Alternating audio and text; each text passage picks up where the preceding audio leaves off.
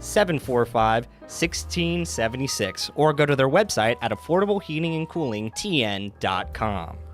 Most people know that their insurance can provide them with coverage for the many life's mishaps. But I can help you also unlock discounts, save money, and get benefits with Farmers Insurance policy perks. Whether we're discussing home or auto insurance, I am here to help you understand these great perks. Call me, Mark Lewis, at 615-625-7070 for a quote, and you can get a whole lot of something with Farmers policy perks. We are farmers. Bum, bum, bum, bum, bum, bum. Not available in every state. Only available at select Farmers branded policies underwritten by Farmers Truck or Fire Insurance Exchanges or affiliate. Want a flawless look without the wait? Step into the Vanity Zone in Smyrna, where upscale style meets everyday convenience. Specializing in precision cuts, color services, waxing, and more for men, women, and kids. All delivered by highly trained stylists with an eye for detail. And don't miss the signature hot towel refresher, the perfect finishing touch that leaves you feeling clean, relaxed, and ready for anything. Walk in or book now the Vanity Zone in Smyrna. Looking your best is always in style. At Dr. Automotive in Smyrna, we're committed to providing local car owners with top-notch auto repair services. With over 2 decades of experience, our ASC certified master technicians are experts in both foreign and domestic vehicles, ensuring accurate diagnosis and timely, cost-effective repairs. From oil changes to major engine and transmission repairs, we've got the cure for your car. Dr. Automotive, keeping your car running smoothly, mile after mile. Visit our website, smyrnaautorepair.com. AFFI is Middle Tennessee's premier choice for pest, wildlife, and moisture control. They specialize in those difficult and unique cases. You can reach them by phone at 615-300-2395. That's 615-300-2395. Or stop in at 200 Glenrose Lane in Smyrna.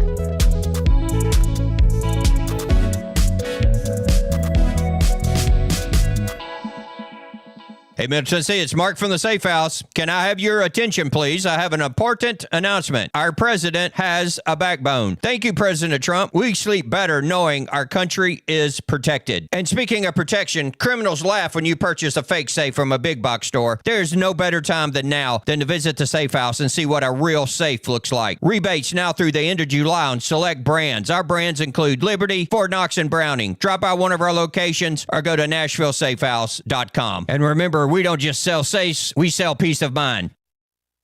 Hey, I'm Floyd, and I'm inviting you to join me at CR. That's Celebrate Recovery. We meet at Family Worship Center, 3045 Memorial Boulevard on Sunday at 6 p.m. We're a 12-step Christ-centered program that offers help for all the hurts, habits, and hang-ups that's causing you pain. The program works if you work it, and I'm proof. For other CR groups, go to CelebrateRecovery.com and click on the group finder. Hope to see you soon. When I say VFW, you probably have some visions of a smoke-filled bar with a bunch of old-timers eyeballing you. Well, the Stones River VFW is doing things different. No smoke-filled rooms, no turning prospective members away, and a strong emphasis on camaraderie and community. We believe in instilling our American values in our young people through numerous programs such as Voice of Democracy, Patriots Pen, Scout of the Year, and VFW Teacher of the Year. Stones River Post intends on becoming a driving force to help, aid, and assist wartime veterans. So if you're one of those veterans with a campaign medal and you want that sense of purpose that you've been missing, then give our recruiter, Andrew Farr, a call at 615-490-5715. My wife and I enjoy going by Yard Sale Inc. We usually go to both locations, the one in Smyrna as well as the one in Murfreesboro. A lot of times on Saturday mornings we stop by, and their inventory changes weekly, so you never know what you're going to see, and it's mostly open box. The name fits it. It's exactly that. It's a yard sale. If you don't totally agree with the price, the staff is always friendly and nice and willing to work with you. That's the Yard Sale store in Smyrna at 111 Enon Springs Road West, in Murfreesboro at 204 South Front Street, and online at bestdealintown.com. Hi, this is Allie Dowenhauer with Isaiah 117 House. Isaiah 117 House provides physical and emotional support for children awaiting foster care placement here in Rutherford County. We are changing the way foster care begins, and those kiddos are brought to our house to hang out and wait for a foster family, and they're given everything they need. We support foster children, DCS, and foster families here in Rutherford County. Visit us at www.isaiah117house.com or visit our Facebook page, Isaiah 117 House, Rutherford County. This is Conversations with Mike Sparks. Are you concerned with the state of America, your state, your community? Then you're in the right place. State Representative Mike Sparks. He and guests are here to talk about local politics, history, faith, and freedom.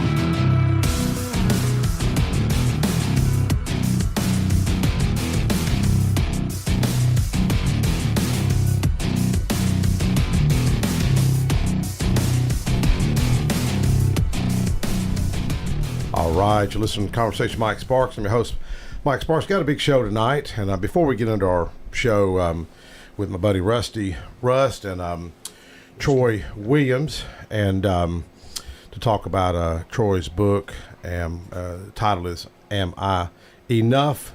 Book based on his missionary journeys to Turkey, and a book about faith. But we want to pay a tribute to a local leader, Rhonda Allen. And before we go into Mark, Roger, you serve with Rhonda on the historical board, correct? Yeah, Historical Zoning Commission. Yeah, actually, when Carolyn Peebles was there when she passed away a couple of years ago, and then of course, Rhonda, which is my hero, I would always sit with her, right beside her, and she actually appointed me as vice chair a couple of terms ago, and then she reappointed me, renominated me, and I got it, but her old position, and but she was there at the last meeting. She's there. So you've had two people pass away within a year and but Rhonda's 3 or 4 months. Yeah, Rhonda's on that one board. Yeah, Rhonda's a tough one, though, man. That's a tough one. I really liked her. I mean, she was really special, man. I know it hurts that one there. Felicia and I've been praying for when we drive by, and praying for Elaine Morris across the street. Pray for Patsy Robinson across the street, Danny Brewer's mother-in-law who lost her husband 2-3 months ago, and then my friend Earl Wilson lives on Main. He used to take me to church. His wife passed last year, but and Mike, I drove down the other day. I heard the ambulance, fire trucks, and I was going that way, and I went right by it. And that was at her house. Yeah. And man, I go, Yeah. So anyway, that was how ironic is that? Well, it just goes to show that we talk about with Men of Hope and Mark Lewis's her brother-in-law, and we've been praying for her every meeting in the meeting. We always you just never know when it's your last day. Yeah. Mark, sorry so much for y'all's loss, man. Well, we appreciate that, man. Matter of fact, I'm sitting in the driveway at Mike's house right now, and me and my wife's been over at Mike all afternoon, so I'm sorry. Well, it's just a lot to absorb. Just a lot to absorb, It's one thing to know that somebody's sick and they're not going to make it very long, and then when it happens, it's like, holy cow, we wasn't expecting it to happen today. Yeah. And I think that was the thing. We got a call Friday afternoon from Mike and what was going on, and she had fallen, and she was gone, just like that. So, but there's something to praise God about, She was going. She went to Beth and my wife, which is her sister-in-law. They went to Hobby Lobby on Wednesday and went to the chiropractor, and she was out. It was laboring to breathe and everything, but she was still out going, and she went to the company luncheon for Mike Allen's Dairy Care. She went there for on Thursday, and she got on Friday. So she lived up to the time she died, which is what she wanted to do, and it's an awesome thing that God allowed her. That was a blessing that God gave her. That she wasn't bedridden and walked into something like that for long periods of time, because that would have killed her probably worse than the disease would have. She liked to go do and be a part, and probably the biggest thing that I would say that I would attribute her with is she loves others well. Yeah. That's one thing you say about her. She made you feel loved when you were around her, and that's not too many people have that where they can do that. So that's one thing you say about Rhonda Allen. She loved others well, and she served others well too. Just like Roger said, man, she worked and tried to make this world, Smyrna, whatever part of it she was had an influence on. She tried to make it better, and that's you can't say that's. If the last day you're here, man, somebody says something good about you, that's something good to say about somebody right there, and everybody knows it's the truth. Yeah. Yeah.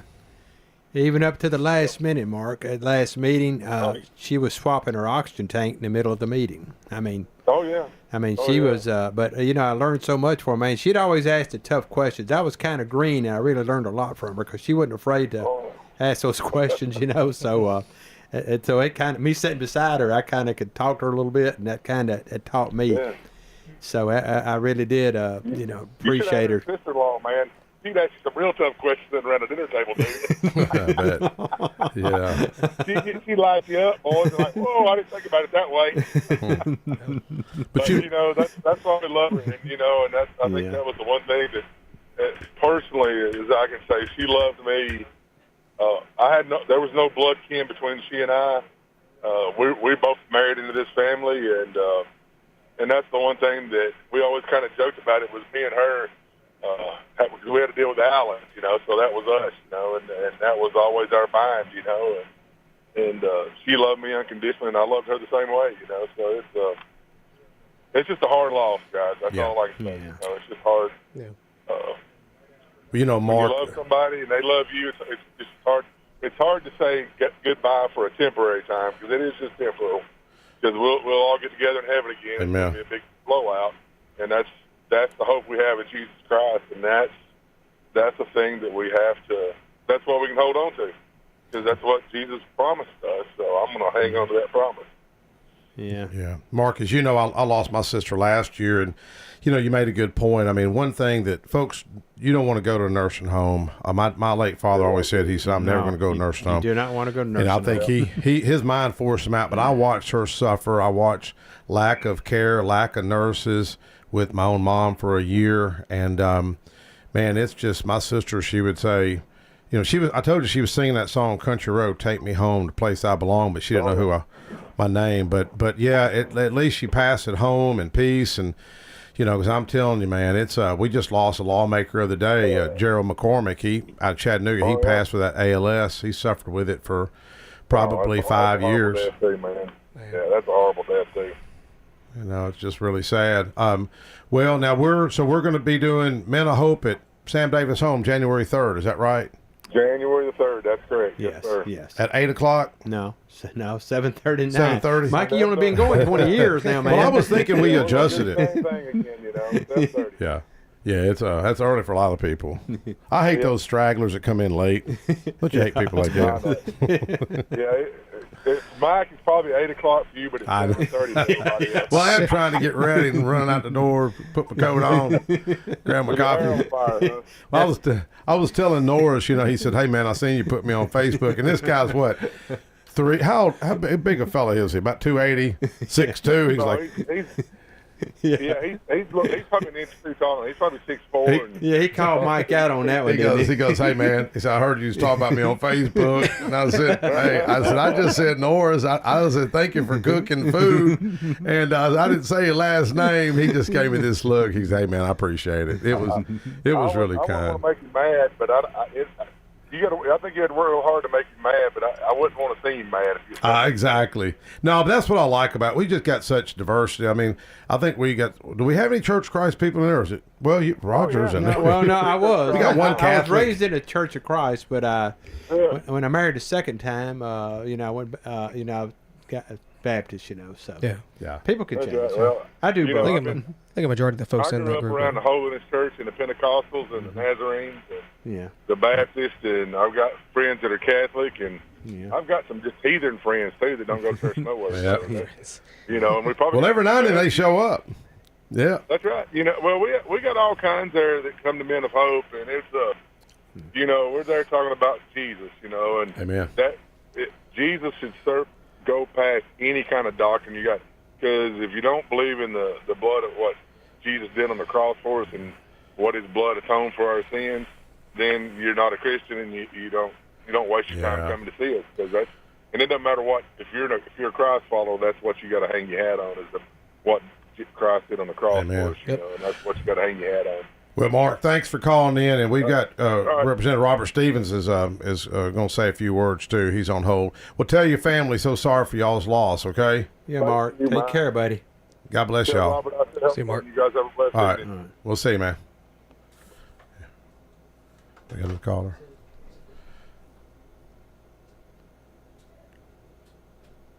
Yeah, I think we've got Representative Robert Stevens on hold. But, you just never know when it's your time, man. You know what I mean? As you get a little older, you start seeing your friends, your relatives pass away, acquaintances, people you serve with pass away, and it's unfortunate, Yeah, Robert, just call back in. But it's just sad. I lost my mom, lost my sister, lost my dad, lost my brother last year or 3 years ago, and just never ending. You know what I mean? Hey, Representative, you there? Robert, you there? Oh, I guess we got him. Is he on there? Robert, you there? Mike, I'm here on the phone. Hey, I'm sorry. All right, we got you now. We hit the wrong button. Robert, I know you and Rhonda are real close, and wanted you to say a few words as we kind of give a tribute to her memory. Well, I loved Rhonda Allen as a friend. She was a wonderful person, and it was really a pleasure to serve for 12 years together with her on the county commission. We actually sat by each other at the same desk for 12 years, and I really got to know her very well and her family. They're all just really good folks. But Rhonda was always the most prepared person there. She studied every issue, and she always had really good questions about all the topics. And what I really admired about her is that she would always want to do what's best for everybody. Yes, and she served on the planning. How many years she served on the planning committee?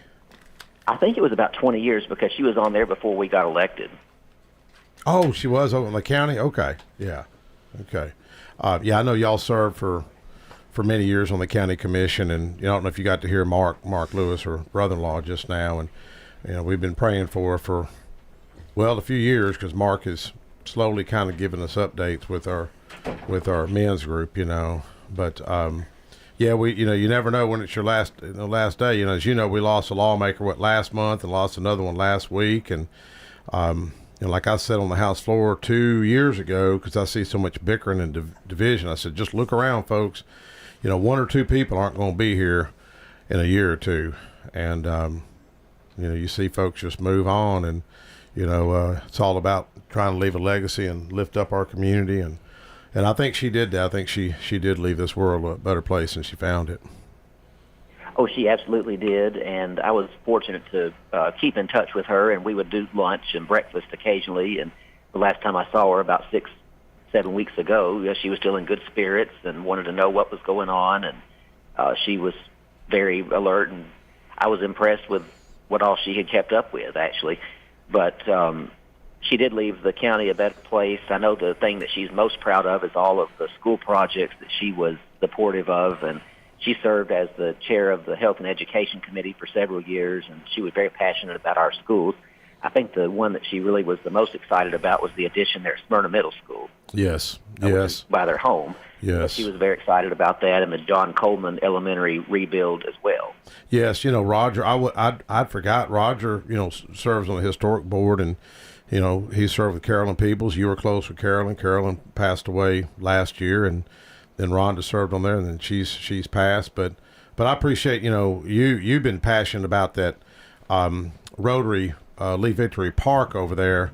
You were instrumental in getting that done. Why did that mean so much to you as a Rotary president? Well, that's the Freedom Playground, the all-inclusive playground over there at Lee Victory Park, and that idea actually came from one of our former members, Bill Hayes. He said that other places had these all-inclusive parks where all the kids could play together, and he said that our Rotary Club should take that on as a project, and then I started looking into it and decided that it was something that we should certainly pursue. And after a few years of hard work by many people in our club, we were able to make that thing a reality, and I know Carolyn Peebles was really excited about that. But well, the folks that aren't aware of it, it's over at Lee Victory Park, and folks that have special needs children like Commissioner Brad Turner and his wife, it's really an awesome opportunity to folks with children with special needs. But Representative, I appreciate you calling in and appreciate what you do, and thank you. Also, I think you wrote, you just put a letter together to what Governor Bill Lee on the potential new Rocky Fork Road interchange. I mean, are you okay with talking about that, or you want to keep that on the down low? Well, we can talk about it. It's something that Smyrna has pursued for many years, and I've been pushing for it every time that I can because our traffic's out of control and more growth is coming to the area. We've got to have another interchange there at I-24, but there's lots of issues with it being close to other exits and connections to other places. And, it seems like every time we turn around, there's a different obstacle we have to overcome. But the governor's office is going to be made aware again that we would like to see this interchange happen when these choice lanes come through, because if we don't get it done then, it's going to probably be 10 or 20 years before we can even Exactly. Yeah, it's really really challenging.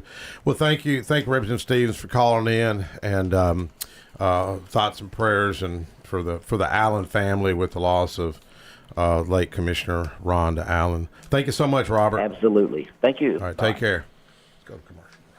We'll be right back. Josh Moss with Affordable Heating and Cooling provides residential HVAC and duct cleaning services to the Middle Tennessee area. With more than 20 years of experience, Josh Moss and the AHC team provide 24/7 service and take care to ensure whatever work you need done is done in a professional, timely manner. Contact AHC at 615-745-1676. That's 615-745-1676. Or go to their website at affordableheatingandcoolingtn.com.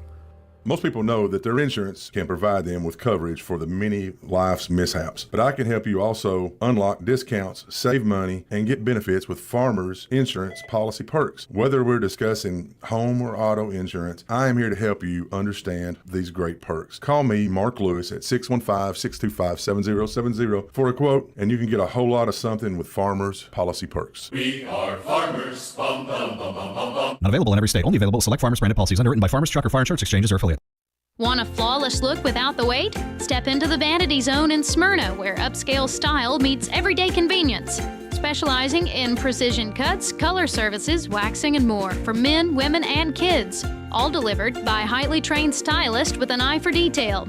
And don't miss the signature hot towel refresher, the perfect finishing touch that leaves you feeling clean, relaxed, and ready for anything. Walk in or book now. The Vanity Zone in Smyrna. Looking your best is always in style. Is your car running like a dream, or does it need a little TLC? At Dr. Automotive in Smyrna, we treat your vehicle like it's one of our own. Let's hear what some customers have to say about Dr. Automotive. Been coming to them ever since he opened up. Good family. I recommend other people to get them repaired here because I knew they would do it and do it right. Been happy to send people to him because I trust what he does so much. We're crazy about him. It's all about the doctor. For quality care you can trust, visit Dr. Automotive in Smyrna. We've got the cure for your car. AFFI is Middle Tennessee's premier choice for pest, wildlife, and moisture control. They specialize in those difficult and unique cases. You can reach them by phone at 615-300-2395. That's 615-300-2395. Or stop in at 200 Glenrose Lane in Smyrna.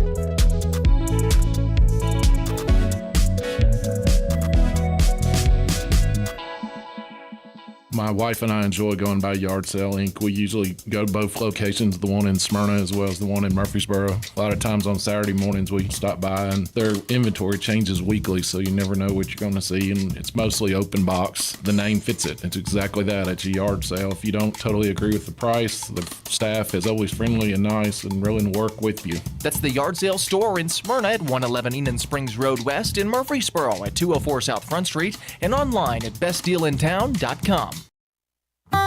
Hi, this is Allie Dowenhauer with Isaiah 117 House. Isaiah 117 House provides physical and emotional support for children awaiting foster care placement here in Rutherford County. We are changing the way foster care begins, and those kiddos are brought to our house to hang out and wait for a foster family, and they're given everything they need. We support foster children, DCS, and foster families here in Rutherford County. Visit us at www.isaiah117house.com or visit our Facebook page, Isaiah 117 House, Rutherford County.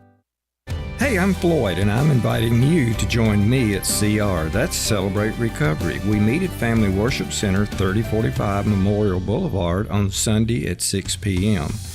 We're a 12-step Christ-centered program that offers help for all the hurts, habits, and hang-ups that's causing you pain. The program works if you work it, and I'm proof. For other CR groups, go to celebraterecovery.com and click on the group finder. Hope to see you soon.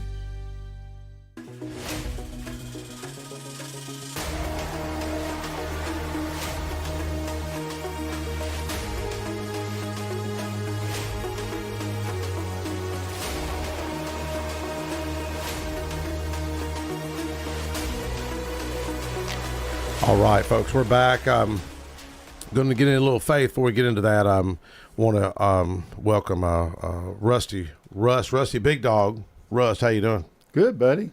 And my friend Douglas Berger. Douglas, how you doing? Doing great. Thanks again for inviting me. Yeah, I wanted you to meet Rusty. Maybe y'all can put some deals together. Seems like a pretty cool dude. Oh, he really is. I don't care what people say about him. He's all right. And we've got Troy Williams on, because I was calling him Troy Miller the other day. And I know, Rusty, you've been wanting to have him up on air for about a month or two. And you've wrote a book called I Am Not Enough. Tell us about this book and why you wrote this. Well, the reason I wrote it is the title of the book is a little bit confusing, Am I Not Enough? Mm-hmm. Because that's actually God asking the question. Yeah. And what I went through when been serving in the ministry, serving the Lord in the country of Turkey for over 20 years. It's the most Islamic country in the world. I went through a lot of rough things and went there with the idea. I've heard this phrase a lot, that people would say, where God guides, he provides. Yes. And so you know, we go to Turkey, and the culture, of course, everything, they don't think the way we think at all, of course. And we tried to have a Christian camp there in Ephesus for the children. We tried to raise money for Bibles. Yeah. We went through a lot of things with our kids, and we were writing letters back to churches that supported us and different things, asking for some help. Yeah. And just to give you an example here, back when we moved years ago, moved to Turkey, like with 7 children, we could go get a hotel room here and put all 9 of us in the hotel room for $100, $125 back then. We show up in Turkey the first night, and it's $100 a night per room too, per person that stays in the room. Oh, wow. So there was 9 of us in my family, and then a nanny that went with us. So you could figure there's $1,000 a night for a hotel room, because anyway, so it's very different. Financial burden was overwhelming for us. And after a time, I finally got very bitter and angry at God. You know, where God guides, he provides. Well, Lord, obviously you called us here. You don't take a wife and 7 blonde-haired kids, the most Islamic country in the world, just because you love the Lord. Yes. You better know that you're called. And then when the provisions were not coming in, I slowly began to get very angry at God. Yes. And wound up having a nervous breakdown. Wound up in the hospital room in Monroe, Louisiana. They were going to put me in a mental institute. Really? Wow. And until a man came and stood at the end of my bed with a message from God. Yeah. And so that's what the book is about. The book is about this, and people sometimes shy away from this. But how we think about God, where we place him in our priorities, and how much we choose to love him, most definitely affects the chemical makeup of our brain. Yes. The Apostle Paul wrote to the church in Colossae, which is there in Turkey. He was before all things, and in him all things hold together. All things doesn't just include the universe. It doesn't just include the stars and the planets and everything out there. All things includes our mind. Yeah. And if the right thinking about him, he holds that together. And he also wrote to Timothy that, God's not given us a spirit of fear, but power, love, and of a sound mind. Do we have that sound mind? Yeah. So I had gotten away from God, and what I did is I started thinking God plus things made the complete package. Or we call it, with our religious lingo, we call those things blessings. Yeah. God plus blessings. But what do you do when all the blessings are gone? Yeah. Like Job. He's exactly like Job. Yep. So that's what happened to me. All the blessings, all the money. At 23 years old, I got married. I was making $10,000 a week. I owned my own home. Car, boat. I mean, I had a great life. At 44, I came back from Turkey. I didn't own a car. I didn't own a home. I didn't have any money in the bank. I had a wife and 7 kids to feed, all because of God had called me in the ministry. And so, that turned me very bitter and angry at God. Yeah. But, I was flat on my back and at rock bottom, but that's where God met me. Well, you grew up, you said, in Las Casas? Grew up in Las Casas, yeah. So you went to school in Oakland High School. What year did you graduate there? I graduated in 85. 85, yeah. Went in the Navy 3 days out of high school. Really? Yes, sir. And I actually became a Christian in Morocco, Africa, while I was serving in the Navy. Didn't know what a Muslim was back then. Yeah. From Las Casas. Who's the first one to kind of talk to you about faith? Was it a fellow? Well, because of being sailor raised or up something? here in, Las Casas, Murfreesboro area, Yeah. I was raised up in church. Oh, okay. So on aboard the ship, there was some guys getting together, have a little Bible study on the ship, and they asked me if I wanted to come. Yeah. Well, the way I was raised, obviously I would say yes. I didn't want my mom to be angry at me, Yep. right? Yep. So anyway, I went to the Bible study, and I thank God this guy, we called him YN2 Paul Farrell. He followed me back to the machine one night after about a month of going to this Bible study, and he said, Troy, he said, I believe you love the Lord, you read the Bible, and you sing these songs, but he said, something in my spirits is telling me that you've never really made it real with God. Yeah. And I started getting nervous. I started getting scared. That's how you know you're lost. Yeah. Right? When somebody's starting to corner you on your salvation and you get nervous. Yeah. So anyway, long story short, he led me in a prayer that night that absolutely changed my life forever. Yes. And so that's one thing led to another. And then We studied Paul today, and I always upload our Sunday school lessons to Facebook. But man, you look at those guys' challenge. We talked about the thorn in his side. What have you ever theorized what the thorn was? Well, yeah, but good luck. Nobody knows, and it's there on purpose. You think, and that's what Jim Winchester. Jim kind of puts it where I guess it's, what you call it, like a metaphor for maybe past sins or past problems. And he theorized, which he said it could be anything, but he theorized, that he was responsible for killing Christians. So you think about how that must have played on his spirit and his mind the rest of his life. But man, you look at a guy that was devoted.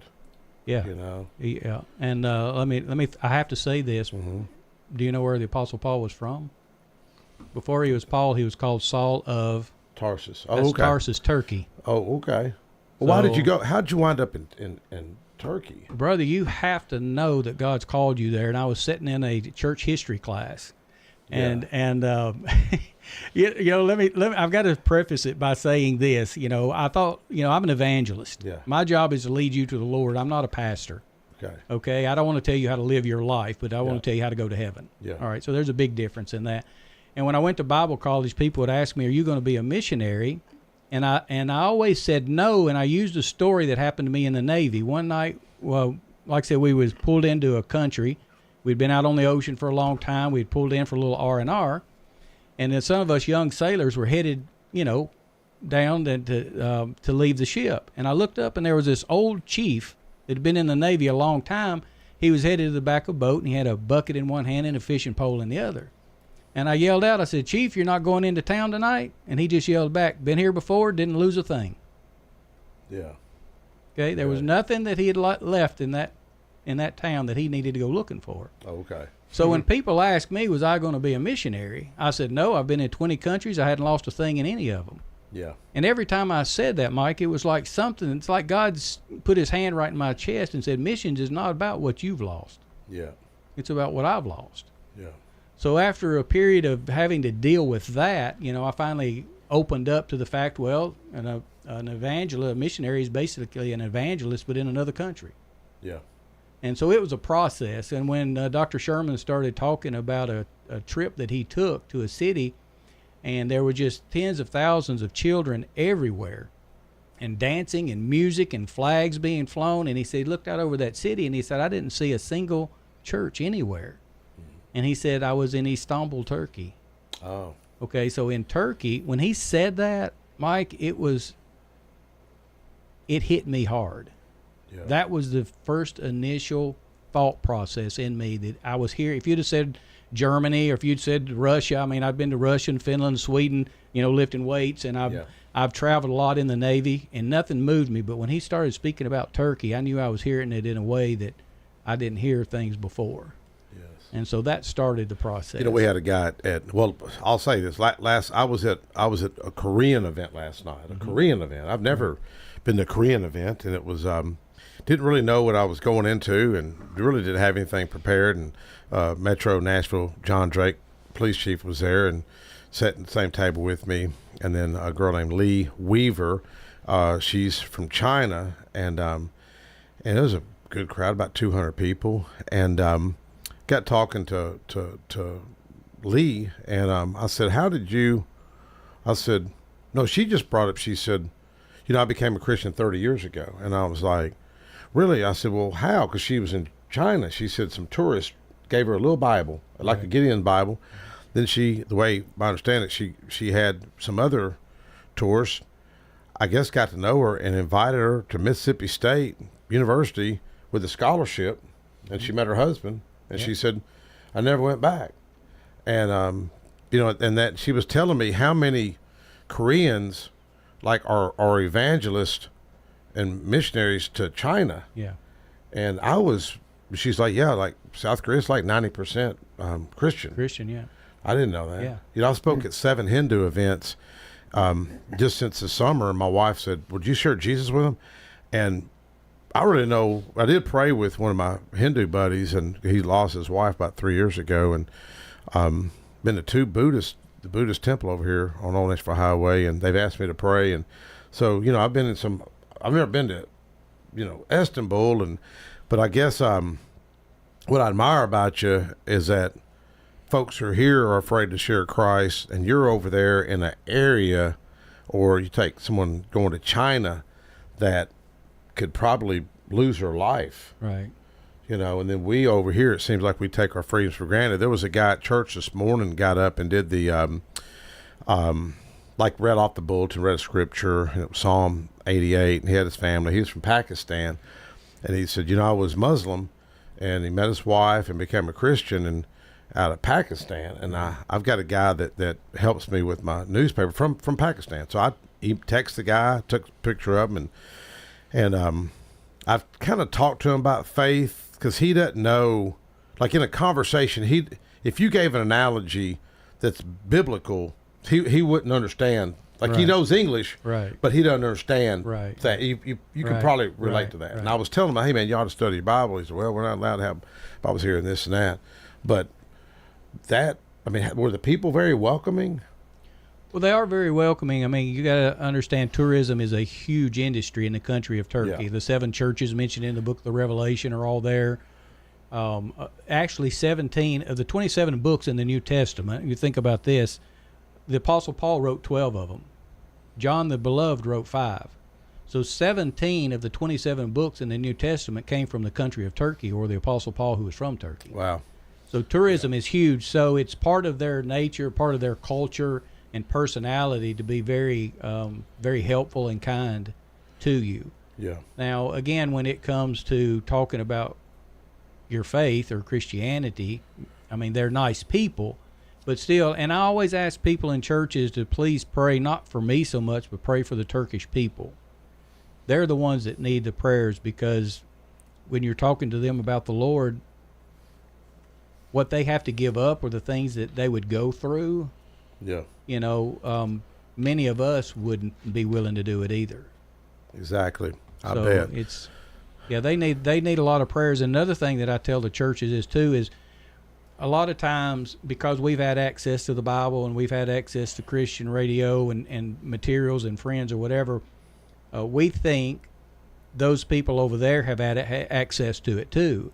And I tell them that you got to remember, they're not rejecting Jesus. They've never been offered him. Yeah. If I hand you a $20 bill and you say no thanks, that's rejection. If I don't hand you a $20 bill, you're not rejecting anything. Yeah. These people, I'm the only Christian these people know. Yeah. And our family, right? We're the only Christians they'd ever met. So they don't have the people there to talk to them about the Lord. They don't have people to give them the Bibles. They don't know anything about these stories that we talk about. So what have they rejected? So they just need more prayer. They need more people over there that are willing to, to share. Well, with this guy today at church was mentioning how, his family, like they're, I don't use the word, I guess, disowned him, just don't even stay in touch with him. Right. Is that pretty common when folks come to Christ in a Muslim country like that? It is common, but the thing about it is we have to teach perseverance, because those families will come back around. They're trying to break you. That's part of what Satan does, right? Yeah. So if the person will persevere and they will hang on, but yes, it may be a few years. Yeah. It's not going to happen overnight. The family will slowly start welcoming them back. Well, into what's their the family. scripture? Is it Romans where Paul talked about persecution builds character and the trials and tribulations? Yeah. So but okay, the thing about it is, And this is one of the reasons too. Again, going back to the book a little bit, I was struggling greatly with the gospel in this sense. And don't get me wrong in this. You got to understand. I'm not blaming anybody. Yeah. But it's like I had to preach one gospel when I'm here in America, and I had to preach another gospel when I'm over there. And what I mean by that is exactly what is the gospel, because here, you can hear, and I'm not running anybody down. Please don't misunderstand me. You can tell people here, give your life to the Lord, and the Lord will bless you. Yeah. And that's all you hear here in America. Blessings, blessings, blessings. And then I'd get on a plane and fly back to Turkey and say, well, give your life to the Lord. There's no blessings. You have to have an eternal perspective. Yeah. That's what the book is. Am I not enough? And that's a message that can be preached for here in America too. The gospel is about Jesus Christ. The gospel is about God Almighty. It's just about Him. Is He not enough for you? Yes. So here it's blessings, and I fell right into that, Mike. That's why I got so bitter and angry. I remember standing on my balcony one time, because we went for years without having a vehicle. Now I have a wife and 7 kids. I've said that several times, right? And you go to the grocery store, if you're buying bread and chips, that's no big deal. But we're having to ride a bus that's made for 80 people, and they'll put 200 on it. And you have to go into the grocery store, and you're buying flour and sugar and laundry detergent and things that are heavy, and you're trying to fill, the whole family has to go, and then you try to get off the bus, and then not all of us get off. They shut the door. We still got kids on that bus. So then you're having to run and scream at the bus driver, stop, let the rest of the kids off, right? Wow. So after a couple of years of that and getting very angry, I said this to God one time. I said, God, if you'd not called me in the ministry, I could have afforded my own vehicle. Yeah. Now, what I did right then, I took God off the throne, and I put myself up there. Yeah. Like I have more power, more money, more ability than you do, God. You understand? When you challenge God, you get angry and upset, you're taking Him off of His throne, putting yourself up there, saying, I could have worked this out better than you, God. Yeah. Well, just stand back and wait and see, because no, you can't. And so anyway, that was the problem, is we have to teach the Turkish people to have an eternal perspective, not a here and now perspective. Yeah. Because our friends, and what happens is their wealth is all family wealth. Here it's individual wealth. You go 18, you leave home, you go get a job, you go to school, whatever, and you start working your rear off to try to build something for yourself. Not over there. Yeah. When they get married, a husband and wife gets married, the groom's mom and dad will give them a home. The bride's mom and dad will give them a home. They move into one, rent the other out. Their cars, their appliances, everything is provided for them day one. Yeah. And then you start working for your kid. Yeah. Now, Dad, you have a family get-together, right, a barbecue or whatever. They barbecue over there, amen? Yeah. That's a blessing right there. Yeah. No pork, though. Yeah, exactly, no pork. I know that much. So you go over there and you have a get-together, and one of the uncles or the dad or somebody brings up the fact, Mike, you've been hanging out with that boy from America over here. You thinking about becoming a Christian? Wow. Who bought you that BMW you're driving? Yeah. Give me the keys right now. Oh, really? Yeah. Wow. Dad said, boy, I want you out of that house. Because you're putting a black mark on the family name, family business names, and these people are wealthy. Don't think for a minute they're not. Wow. You're talking big money over there. Yeah. Okay. Yeah. We pay $11 for a gallon of gas. All right. So don't be complaining over here. $11. So and they all drive BMWs, Audis, and Mercedes, and whatever. So, and then my daughter was babysitting for a girl. She was really ready. She wanted to become a believer so bad. And the mom and dad told her, said, when you do, we're taking your son. Really? So, how many of us over here would become believers if we were dealing with that kind of pressure? I feel like I've had a little persecution, my faith, but not nothing like, right. At Sunday school, Jim looked at me, we were talking about persecution. He said, Mike, what do you think? He knows I've had some. He knew Antifa came to my house at 3 a.m, and I'd already been warned. And one of the Sunday school people didn't believe they exist. Mm-hmm. I said, well, just you go tell that to my wife. Tell that to the 7 cops that showed up at my house. But I don't think it was really over faith. I happen to be with General Haston in California, of all places. But one thing I've seen in my own life, how the Lord has provided. Mm-hmm. And I wanted to share a story. Rusty, I was telling Rusty the other day, I don't even know, I think you may know this. A friend of mine years ago, going through a tough time, and I had sold my car business to Mike Hollingshead, and I just got elected, and my friend would need a truck. And And he said, "Hey, you got that white Ford over there?" I said, "Look, that's not my truck. That's Rusty's truck." And my friend said, "Well, hey, you think you could ask Rusty about the truck?" You know, I was like, "Hey, I'll ask him." And guess who calls me? Okay. Rusty Russ called. You remember that? I remember where I was standing, you know, and I said, "Rusty, got a friend of mine's kind of hit a low spot in his life, needs a truck. I mean, he does construction, and Rusty didn't want a down payment. He just said, "Yeah, just tell him to go over and get it." You remember that? Why would you do such a thing? That's It was the right thing to do at the time. I mean, my friend was struggling, you know, Yeah. and it but I call those guy wink moments synchronicities. Yeah. Now, did you see a lot of those connections like that where something would just happen that was just so, it was like an extreme coincidence? For over there in Turkey, I saw a few of those in saving my life. Yeah. You know, at that time, I saw God close the doors and stop people from doing things Yep. like that. And I've also had people just walk up to my door that I never met them before and say, "We've decided to become Christian. Can you help us?" Really? Wow. So I give them a Bible. I tell them to turn Yeah. to John, read John. and Yeah, things my like that. stepfather used to say that. Yeah, and then follow them for a year or two, and then make sure they're really so if believers. if folks are listening that are skeptical or just maybe they've fallen away, what 3 books of the Bible would you tell them to read? Okay, well, obviously, I want to say this in Psalms, and the Psalms in particularly that David wrote. Yeah. Okay, there's a lot of writers in there, but specifically the ones that David wrote. Yep. That helps you with your relationship with the Lord, obviously, your vertical relationship. The Proverbs, wisdom, Yes. how to deal with people, among people like that. And then, the book of John is a beautiful, beautiful book. Yeah, my late stepfather was a strong believer, and you're pretty much echoing what he used to tell me. He's been gone about 10 years, but my real father wasn't. He was World War II, wasn't a Christian, and just bitter. Married 5 times, just a real bitter guy. But do you see a lot of lack of forgiveness and that? Did you, when you dealt with people? Because I see that over here. I see a lot of brokenness. I see it locally. I see it in politics. I see it. I see it real bad in state capital. See it, like I say, in local government, and it's like, man, people fight over the pettiest little stuff, and it's like, man, the country's going to Hades. I mean, the problems that we have are so severe. Right. I mean, our jails are full. We have the highest fatherless rate in the world. A lot of people don't know that, Right. and there's nobody lobbying for these things. And what frustrates me, I'm not saying I get frustrated with the church, but it's like, there's a book of lobbyists. People don't know this. It's like 58 pages, 5 people per page. Nobody's lobbying for these things. And I doubt, I mean, it's like this title pawn, payday loan, check into bankruptcy, advanced finance, all that kind of BS.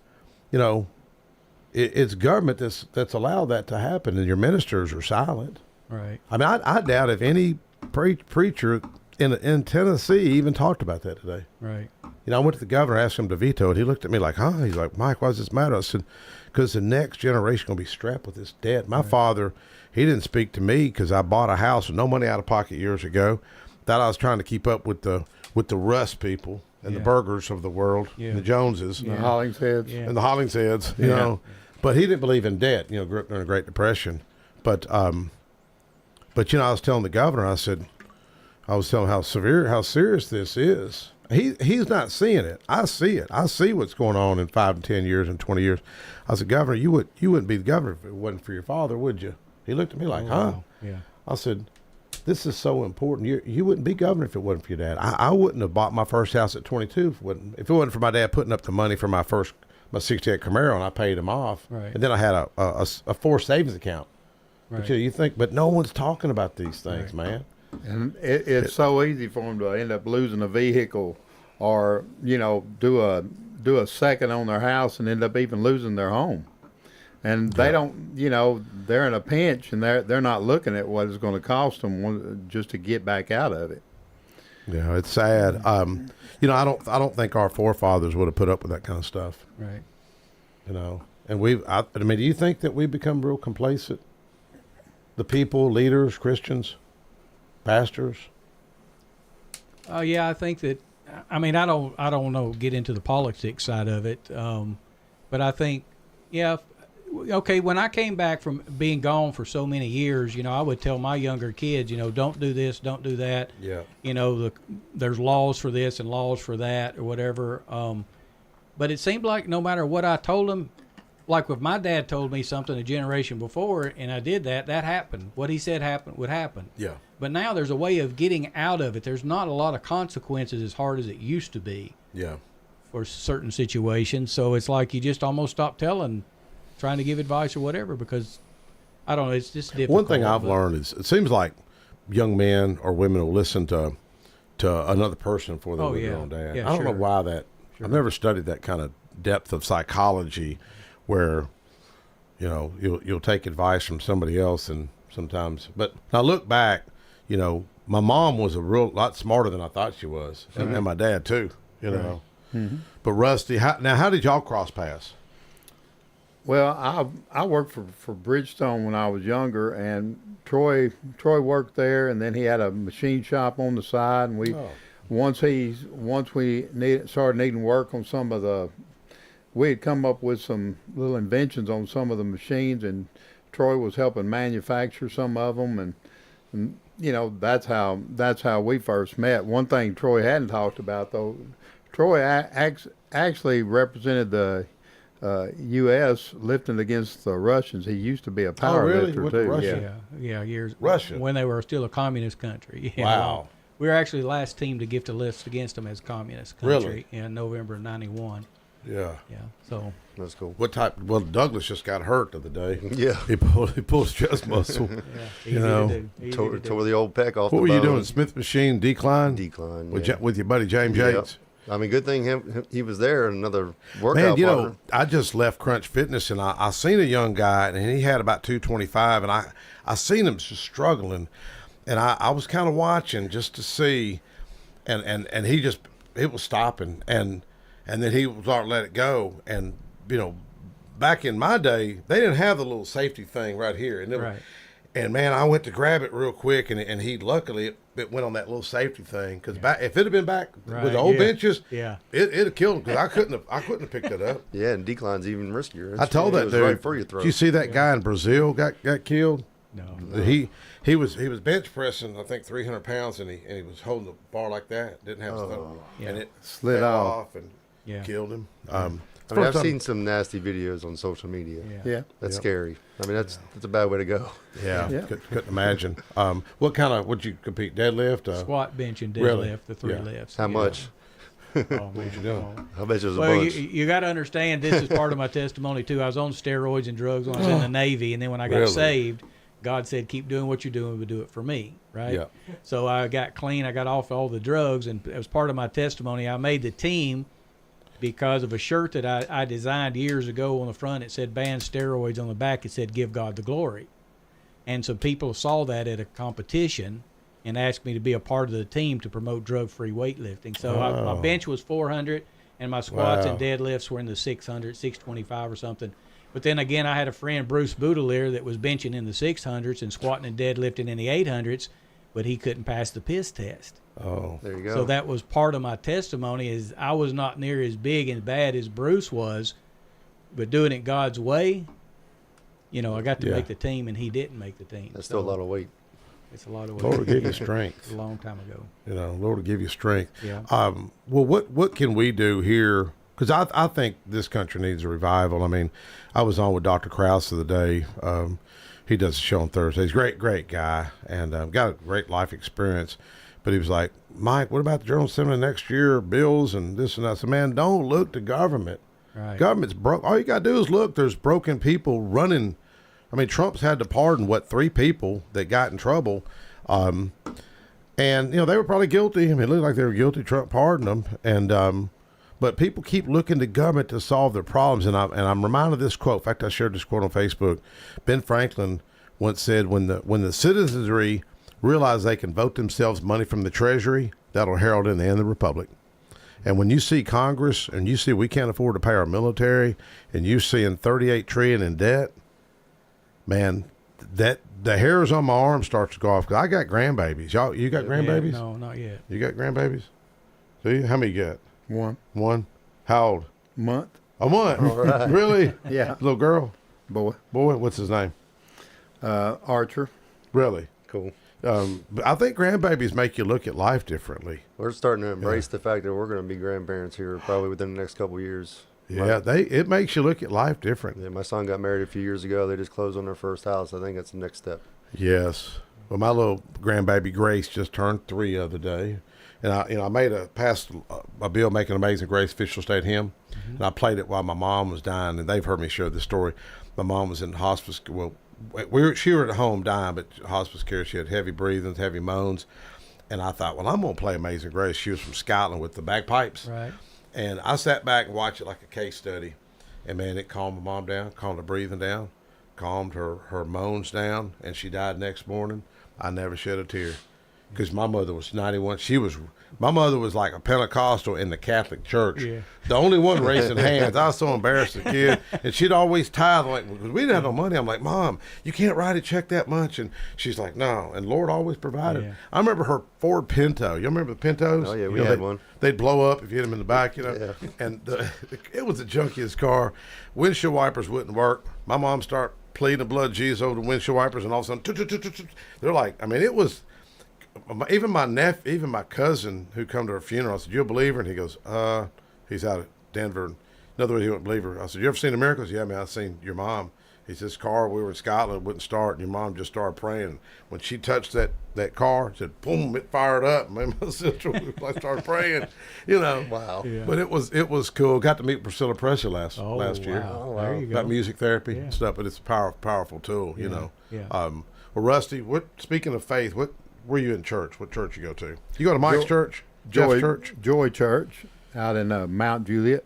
You ever go to Pastor Jim Jeff out Hollingshead's church?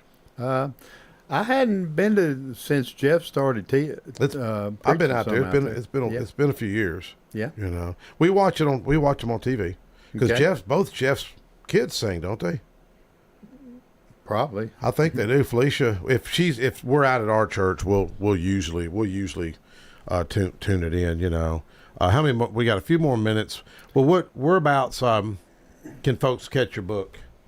You can get it on Amazon, of course, and in April it'll come out as an audio book. You can get it at Kindle, Amazon there too. So Well, I wrote an article about it. If you go to TennesseeLedger.com, it's my lead story.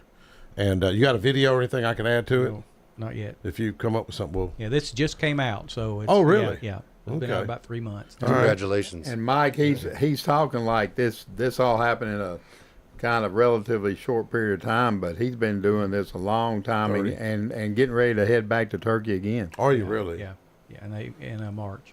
Yeah. Wow. They're wonderful people. Are they They're really? wonderful people. I'm telling you, Yeah. you'd love them. You'd love them to death. They're some of the best people in the world. But like I said, they need people to pray for them. Yeah. When my mother passed, my Kurdish buddies, Z, he came to the funeral. Yeah. And he was Z's a great guy. Oh, man, Z, they're just Baywar, Dilshad, Ray, all of them. And I've been over. I've shared Christ with them. I had this one guy did a resolution honoring the Kurdish people. They've been great allies for us, and we've got the largest Kurdish population. And this other lawmaker, and he was a pretty bold guy. He goes, "Man, aren't you scared?" I was like, "Scared?" I said, "Dude, I trust them Kurdish people before I trust these lawmakers up here, man. They're sweet folks, man." I bought 30 cars from guys. 30 cars. They said it never made a nickel off of me. Well, Douglas Berger, appreciate you. Trans World Business Advisors, Rusty Rust, and Stevens Group Realty, right? And Troy Williams, the book, Am I Not Enough? It can be on Amazon, right? Right. Yeah. Check out Tennessee Ledger. Thank you, Connor. Thank you, Jeremy. We'll see y'all next week.